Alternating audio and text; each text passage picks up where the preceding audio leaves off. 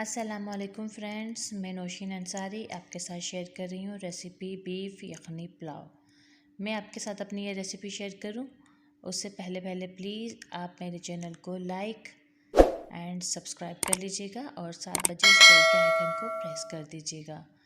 तो बीफ यखनी पुलाव बनाने के लिए हम सबसे पहले अपनी यखनी तैयार करेंगे और यखनी तैयार करने के लिए हमें जो चीज़ें चाहिए वो हैं 3 अदद लहसुन के जवे, 1 अदद बड़ी प्याज जिसको हम इस तरह से कट कर लेंगे, नमक और आधा किलो गोश्त।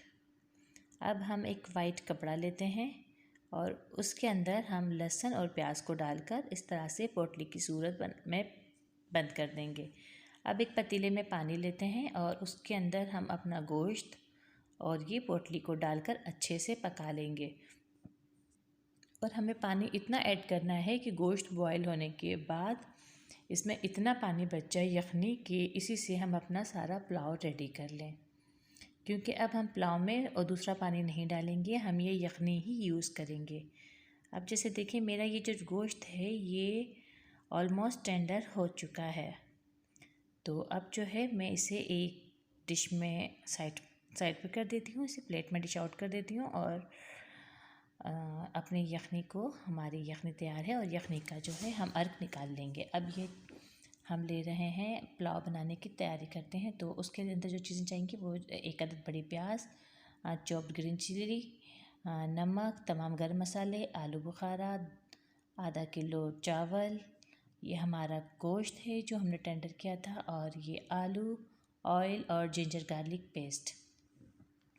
और ये है फ्रेंड हमारी यखनी जो हमने तैयार की थी। तो अब हम एक पतीले में ऑयल डालेंगे और उसके अंदर हम अपनी प्याज ऐड कर देंगे और हमें प्याज सॉफ्ट होने तक पकानी है। हमें प्याज को रेड या पिंक नहीं करना, ब्राउन या पिंक नहीं करना, हमें अपनी प्याज को वाइट ही रखना है। अब जैसे ही हमारी प्याज सॉफ्ट हो गई है तो हम इसके अंदर अपने तमाम गरम मसाले ऐड कर देंगे और जैसे ही गरम मसालों में से एक अच्छी सी खुशबू आने लगेगी तो फिर हम इसमें ऐड कर देंगे आलू बुखारे और साथ हम डाल देंगे आलू। आलू डालने के बाद हम इसे अच्छे से मिक्स कर लेते हैं और अब इसमें हम ऐड करेंगे फिर ग्रीन चिली और नमक। ग्रीन चिली और नमक डालने के बाद हम इसमें इसे मिक्स करते हैं और थोड़ा सी यखनी डालकर इसे हम पकाने के लिए छोड़ देंगे। ये लहसुन अदरक का पेस्ट भी मैंने साथ डाल दिया है।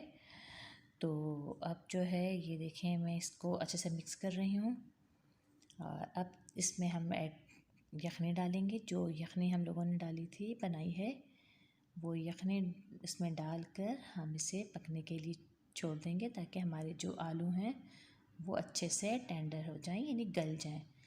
जब अभी देखें हमारे ये अच्छा सा मसाला रेडी हो गया है, सारा ऑयल ऊपर आ गया है और हमारे आलू भी ऑलमोस्ट डन है, तो हम इसमें अपना बीफ डाल देंगे जिसे हमने बॉईल किया था और इसे अच्छे से मिक्स कर लेते हैं।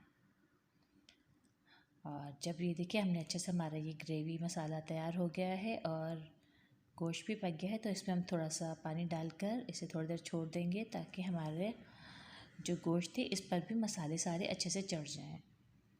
तो ये देखिए फ्रेंड्स, हमारे गोश्त के साथ ही मसाला सारा लग गया है। तो अब जो है हम इसमें चावल का पानी ऐड करेंगे। तो मैं जो है इसके अंदर अब 2 गिलास पानी डाल दूँगी। पानी भी हम लोग ये यखनी ही लेंगे, जो हमने यखनी बनाई थी हमें इसमें यखनी ही ऐड करनी है, हम इसमें और कुछ ऐड नहीं करेंगे। और थोड़ा सा नमक भी मैंने डाल दिया था और जैसे ही इसमें बबल्स आ गए तो अब हमने इसमें ऐड कर दिए हैं चावल। चावल ऐड करने के बाद हम इसके अंदर डाल देंगे ये ग्रीन चिली, छोटी और बड़ी। अब जैसे देखिए हमारा ये पुलाव है, इसका जो पानी ऑलमोस्ट जल चुका है